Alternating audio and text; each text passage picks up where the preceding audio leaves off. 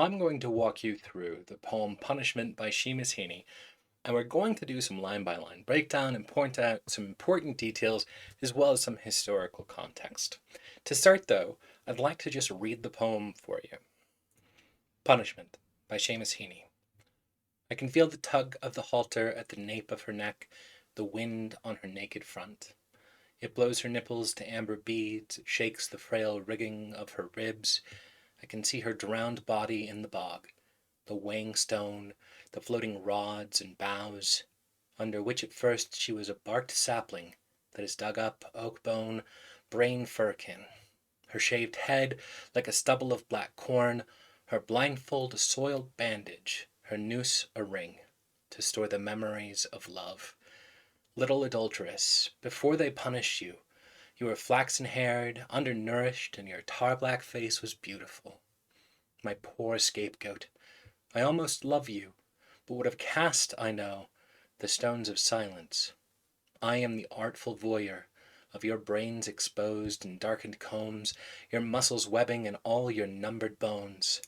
I who have stood dumb when your betraying sisters, called in tar, wept by the railings, who would connive in civilized outrage, yet understand the exact and tribal, intimate revenge. If we want to understand this poem, there's a lot we can pick apart within the poem itself. Generally speaking, I recommend taking the text on its own merits, rather than trying to understand all of the historical context or what the author may have intended. In this particular case, I do think multiple elements of that historical context really help illuminate the poem. But we'll start with the poem on its own terms. Even without knowing anything else about the poem, we have a clear set of images. Specifically, the halter, that would be another way to say a tied rope, a noose in this case, and it's tied around the neck of a woman who is naked, and it is a cold day. We describe her form as fairly emaciated. That is, that she has the frail rigging of her ribs, and we have a later line describing her as undernourished. After this specific description of the hanged woman, we then talk about her body in the bog, the weighing stones, something to drag her down, floating rods and boughs, so various branches and other things over top. It describes that body then as a barked sapling, that her bones are like oak, that her brain is like a firkin, which is a container for liquids. I had to look up firkin myself because I was unsure if it's just for liquids. It turns out it's a container for multiple things and can include fish, butter, or liquids, and it's usually made out of wood. So just to pull up the same images I was looking at, here you go, a firkin. We then return to the images that seem more like the specifics while she's being hanged. Her shaved head, she's blindfolded by a soiled bandage, and then we start to move into the territory of metaphor. So her noose a ring, which kind of stands on its own, can be literal, but then jumps the stanza, and we go into more depth, to store the memories of love. So that's a fascinating jump on its own, where up to this point in the poem, reading the text on its own merits, we don't know anything about why she's hanged or what her story is. But then this idea that the ring stores memories of love starts to give us an idea, and then she's addressed as little adulteress. Now, I'm going to point out that throughout this is all the speaker of the poem imagining this woman. He's imagining her vividly, in this case, the sense of being in her position, visually being able to see her, all that sort of thing. So he's imagining something that's past, and then he's digging further back in this stanza, and describes her as before she was punished, so before she was hanged, before her head was shaved, describes her as flaxen-haired, undernourished, and having a tar-black face. This is going to be confusing if you take the text on its own merit, but we'll explain in a second. My poor scapegoat, he calls her. So we know she's an adulteress, we know she's been punished by a community, so now she's described as a scapegoat. And the speaker says, I almost love you. but would have cast the stones of silence. So this takes a little bit of extrapolation, but it's fairly clear that what he's saying is, even if I wouldn't have hanged you, even if I wouldn't have been the one who executed this sort of punishment, I wouldn't have stopped it. I would have cast the stones of silence, would have been complacent. Describes himself then, the speaker, as an artful voyeur looking at this woman. And again, we have some images that won't make immediate sense, but will once we talk about some historical context. Your brain's exposed in darkened combs, your muscles webbing in all your numbered bones. Then we're really returning to the present moment as the speaker of the poem reflects. I have stood dumb when your betraying sisters, called in tar, wept by the railings, who would connive in civilized outrage yet understand the exact and tribal, intimate revenge.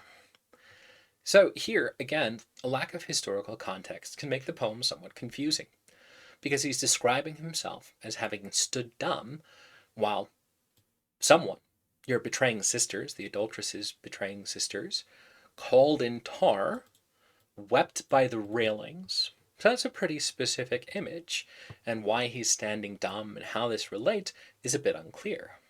Regardless, though, the narrator, or excuse me, the speaker is the proper term, talks about himself as, in a similar way to what he says before, calling himself an artful voyeur. Here he says he's conniving in civilized outrage.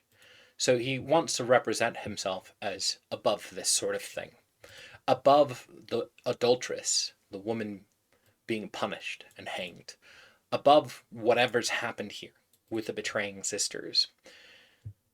But despite feeling like he wants to pretend that he's above this primitive punishment, he understands that exact and tribal, intimate revenge. Taken on its own merits, without any outside information, the poem still has a clear reading. We have the speaker of the poem witnessing and imagining someone being punished. In this case, an adulteress who has been hanged for her crimes, presumably. And we have him imagining these details and relating to this figure. At one point, putting himself in the position, saying, I feel the tug of the halter. At another point, says, I almost love you. So he feels deeply connected to this adulteress who is being punished. And despite this sense of intense connection to empathy for this adulteress, recognizes even if he wouldn't have been the one to commit this punishment, to execute this punishment, he wouldn't have stopped it. Now, this idea is part of why we're talking about this in conformity and rebellion. This is Heaney recognizing, with the speaker of the poem recognizing, that even and despite the emotional complexity or a sense of moral outrage, he still would not push back. He would still conform. He recognizes that despite his opposition, he would cast the stones of silence, that he would not interfere, and that he recognizes that there's been a space in his own life where he has done this. I have stood dumb when your betraying sisters wept at the railings. And that he faces this internal conflict, that he wants to be above all this, but has, in addition to an empathy for those being punished, a deep understanding, a resonant understanding of, again, I'll repeat the line once more, that exact and tribal intimate revenge. Knowing nothing else, you can still fully understand this sort of reflection, the sense of, not complacency exactly, but internal conflict of conforming to excessively harsh punishments or vindictive things that society or people can do. And we could rest there. In many cases, I really think you should just focus on the text per the text. But this one's really cool. So I'm going to talk to you about two very important threads of historical context. Step one, this picture. So, at the time that Seamus Heaney wrote this poem, as well as a series of others, there was discovery of what was known as the bog bodies. The segmented image that you see was found in Denmark and is estimated to be the body of someone who perished at about 300 BC or BCE at your preference. Now, that means that this body at the time of its discovery was over 2,300 years old. Bogs have a biochemical makeup that does a stunning job of preserving bodies. There's been actually quite a number of cases of bodies found in these bogs, and you can see from this image that it's stunningly well preserved. Here's another image of that same one. Now, I'm going to return to this because you'll notice it's now called the Talund, I think is the name, man. But this is one we'll return to. At the time of its discovery, this body was described as the adulteress. The noose around the neck gave rise to a number of theories about why this person was hanged over a bog. The initial prevailing theory, as study was ongoing and as Seamus Heaney was writing, was that this was an adulterous woman who was hanged specifically for being an adulteress. The degree of preservation of these bodies allowed for a great many insights. There are even certain bodies that allowed them to study what was in the digestive tract of the person at the time of their death, allowing them to get a sense of the diet at that era. So when Heaney describes the figure as having a shaved head, that's not speculation. That's just fact. They knew enough to know that this particular figure had a shaved head and had been hanged, and they had a sense that it was undernourished and what the diet was. I want to say that they were able to find that all that the person had eaten was some sort of corn mush earlier. Anyway, the world was pretty fascinated with the bog bodies when they were discovered, understandably so. And there was a research institute in Ireland, I forget its name, that had a lot of people involved. The bog bodies still reside, or sometimes reside within a museum in Ireland. I've actually had the chance to see this bog body, which was stunning because it is almost miraculously well preserved. What Heaney is doing in this and his a series of poems about the bog bodies is imagining the life and death of these figures. So when we see imagining the tug of the halter, imagining her drowned body, imagining all these things, this is Heaney taking liberty to vividly imagine what happened with this bog body before it was just a body, when it was alive. And he is imagining the specific context in which a group 2,300 years ago might execute tribal intimate revenge for their perceived crimes. Before we move on from the bog bodies and that element of this work, I do need to say this wasn't an adulteress. It took a long time for them to finish full studies, but yeah, this was a dude. It was not an adulterous woman. They don't have the details, but though it was initially called the adulteress, they found out they were just totally wrong on their initial speculation. At the time of the writing of this poem, Seamus Heaney had no idea. One fascinating thing, totally off topic from the poem, is this detail that I'm seeing here, that we know this person was hanged, but then afterwards they were positioned into this fetal pose, which indicates both that those in their society were willing to kill them, but also that someone cared about them enough that they wanted them to be in a restful position as a corpse, which is fascinating. Anyway, let's get back to the poem. I'm going to point out like two things here. First of all, there are multiple points where we talk about images that make way more sense if you understand he's talking about the bog body. Of course, we get the sense of the drowned body in the bog being more literal. We see the specific images being based in fact, but then we also have a lot of details that are confusing if you don't understand the bog body element. So, for instance, we have this. Your brain's exposed in darkened combs, your muscles webbing, and all your numbered bones. We are not talking metaphorically here. You could, I'm sure, find metaphor, but we're talking about the literal voyeurism of seeing a long dead body, the specific numbered bones of a scientifically studied corpse from long, long ago. Likewise, some of these moments that could have been a little confusing or jarring make more sense. When we say the tar black face, we certainly could have imagined a black faced person who also had flaxen hair, but that contradiction is easily resolved. Its tar black face is black now because of the biochemical transformation of the bog, but was not tar black at the time. That is, at the time of the death of the adulteress, who again was not actually an adulteress. Sorry, I'll stop mentioning that. So all of these images fall a little more into place. Things that didn't make sense now make a lot more sense, which leaves us with one stanza that's confusing. Because what on earth is he talking about with betraying sisters called in tar, weeping by the railings? Well, this, again, is actually quite literal, but relies on certain historical context to understand. Seamus Heaney was writing this during what was known as the Troubles within Ireland. Now, there's a lot more than I'm even well informed enough to explain to you that is involved in that conflict, because it was both a war of independence but then also a civil conflict and all this other stuff. What you need to know is that Northern Ireland and the Republic of Ireland were not feeling very happy about one another.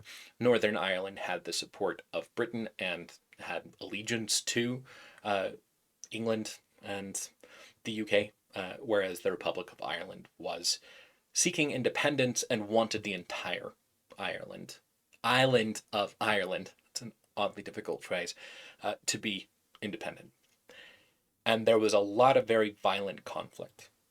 In this time, the IRA, the Irish Republican Army, was known to have used literally tarring and feathering women who were involved with the opposition, with those in Northern Ireland or with British soldiers who were allied with Northern Ireland. So when Seamus Heaney says that he has stood dumb while your betraying sisters, called in tar, wept by the railings, this tracks literally. He is saying that when her betraying sisters, so that is these women who have been involved with the opposition to the IRA, were tarred and feathered and literally chained to the railings at times and were weeping there, that he's done nothing. That Seamus Heaney has had this experience of standing by and doing nothing. So what he is doing here is likening this ancient situation, that is this 2,300-year-old situation, to things going on in modern Ireland, things going on during the time of the Troubles. And he is reflecting on the fact that even though he feels this deep empathy, even though he feels this connection, even though he wants to feel morally above it, he knows he's done nothing, while an unjust punishment has been executed by others. That he wants to pretend that he's morally outraged and so disconnected from it, but really understands at a deep level where that tribal, intimate revenge comes from. Now, this video has been absurdly long, but I'm going to make it longer by doing exactly one more thing. I'm going to read the poem one more time, because having all of that information and having analyzed some of the less clear meanings, I think will make it all fall into place for you. Punishment by Seamus Heaney. I can feel the tug of the halter at the nape of her neck, the wind on her naked front. It blows her nipples to amber beads, it shakes the frail rigging of her ribs. I can see her drowned body in the bog, the weighing stone, the floating rods and boughs, under which at first she was a barked sapling that is dug up, oak bone, brain firkin. Her shaved head like a stubble of black corn, her blindfold a soiled bandage, her noose a ring, to store the memories of love. Little adulteress, before they punished you, you were flaxen-haired, undernourished, and your tar-black face was beautiful. My poor scapegoat, I almost love you, but would have cast, I know, the stones of silence. I am the artful voyeur of your brains exposed in darkened combs, your muscles webbing, and all your numbered bones. I who have stood dumb when your betraying sisters called in tar, wept by the railings, who would connive in civilized outrage, yet understand the exact and tribal, intimate revenge. Thanks for joining me today. I hope you enjoyed that one.